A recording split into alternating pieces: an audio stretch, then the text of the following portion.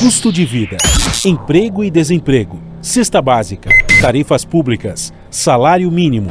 Agora, na Brasil Atual, a análise do DIEESE. E agora é hora de conversar com ele, Fausto Augusto Júnior, diretor técnico do DIEESE. Bom dia, Fausto, como vai? Bom dia a todos. Bom, Fausto, o democrata Joe Biden finalmente tomou posse, é agora oficialmente o 46º presidente dos Estados Unidos, uma posse que eu assisti a alguns trechos, que foi cheia de simbologias e também nesse primeiro oficialmente dia dele como presidente, marcado por sinalizações de mudanças significativas com relação ao antecessor Donald Trump. Para a gente começar nossa conversa, minha pergunta é: o que esperar para a economia brasileira com o fim do governo Trump e esse início de presidência do Joe Biden?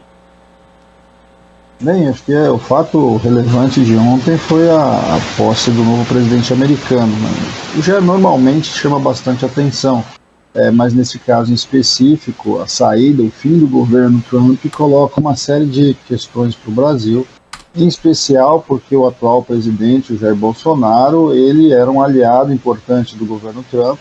Vamos lembrar que o atual governo brasileiro levou quase que o período todo para poder minimamente felicitar ali pela vitória do Joe Biden.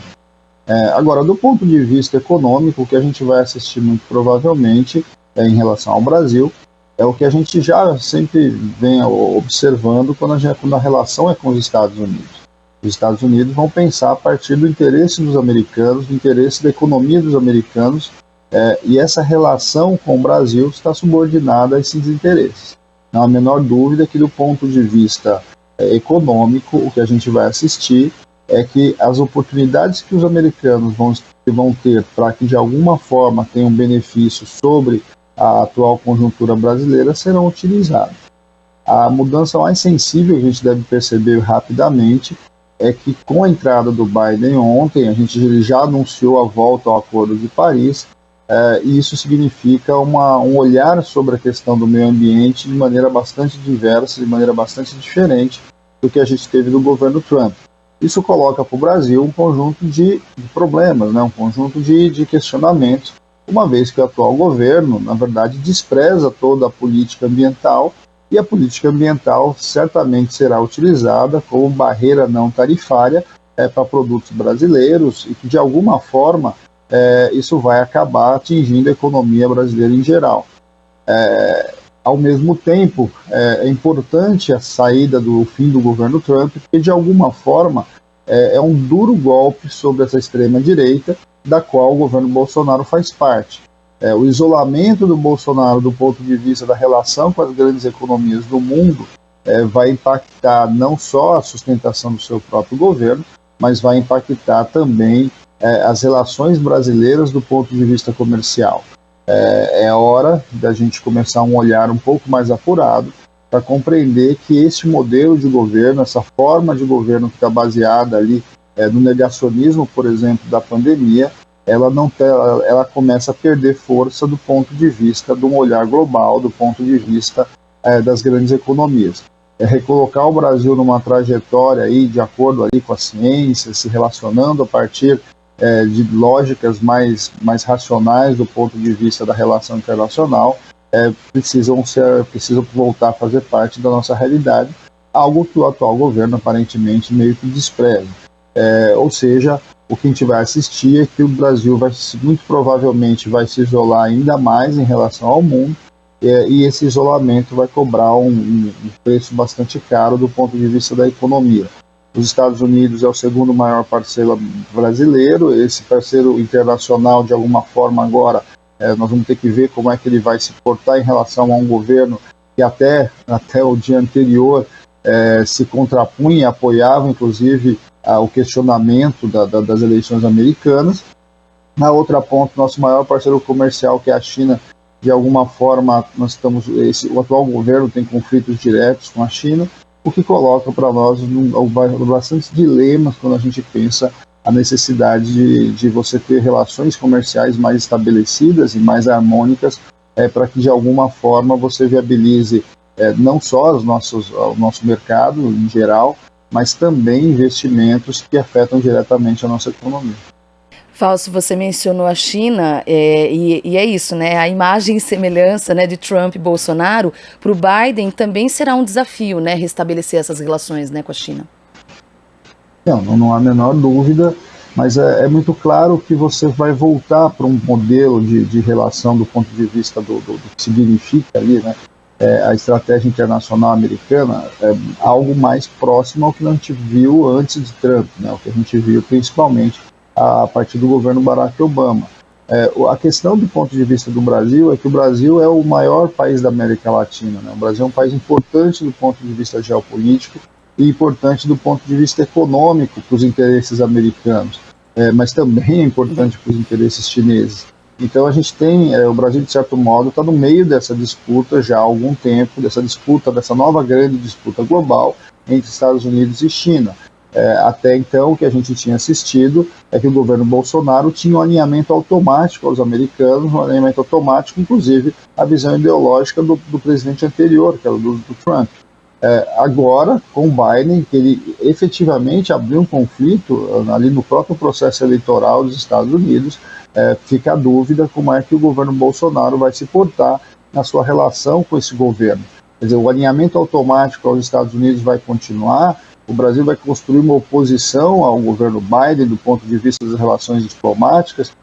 Como é que o Brasil vai se portar, por exemplo, nos grandes assuntos que vão estar sendo debatidos na Organização Mundial do Comércio, na Organização Mundial da Saúde, no próprio Conselho das Nações Unidas. Afinal de contas, como vai ser a posição do Brasil hoje em relação aos Estados Unidos? O governo Bolsonaro ele apoiava e tinha um alinhamento ao governo americano, ou ele tinha um alinhamento ao governo Trump?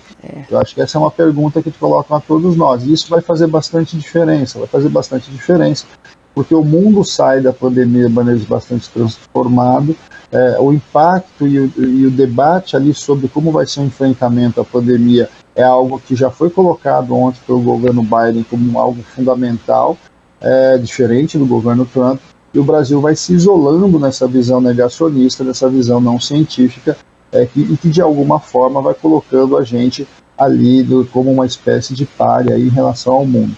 Eu insisto que a questão ambiental certamente vai ser um ponto bastante importante dessa relação e que de alguma forma deve prejudicar bastante os interesses econômicos brasileiros e os interesses dos trabalhadores e dos empresários em geral.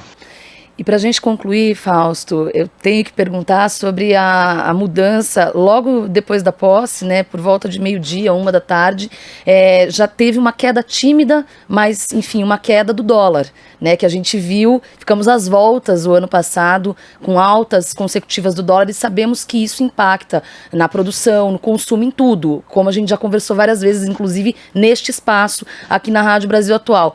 Essa tendência de queda pode seguir na sua leitura, por essa estabilidade com a mudança de governo? Como que você analisa esse cenário? Bem, ontem nós tivemos, do ponto de vista ali dos números econômicos, duas informações importantes, né? A gente teve ali essa pequena variação do câmbio e nós tivemos a manutenção da taxa de juros. Acho que isso também é um dado importante, que o Banco Central ontem manteve a taxa de juros em 2%, mas ao mesmo tempo ele já meio que anunciou que provavelmente nas próximas reuniões começará a ter a alta da taxa de juros. A questão do câmbio é uma questão de flutuação. O mercado internacional estava assistindo a chegada do novo presidente americano. A tendência da chegada do novo presidente americano é você ter mais confiabilidade do ponto de vista das políticas econômicas dos Estados Unidos, e isso de alguma forma acalma os mercados. A própria posse do Biden acalmou os mercados, uma vez que podia se imaginar, depois da invasão do Capitólio, que a gente assistiu ali algumas semanas atrás, isso certamente causava bastante alvoroço do ponto de vista do que ia acontecer amanhã, o que ia acontecer ontem, né? Eu acho que hoje isso acalmou e o dólar, de alguma forma, ele volta a um equacionamento.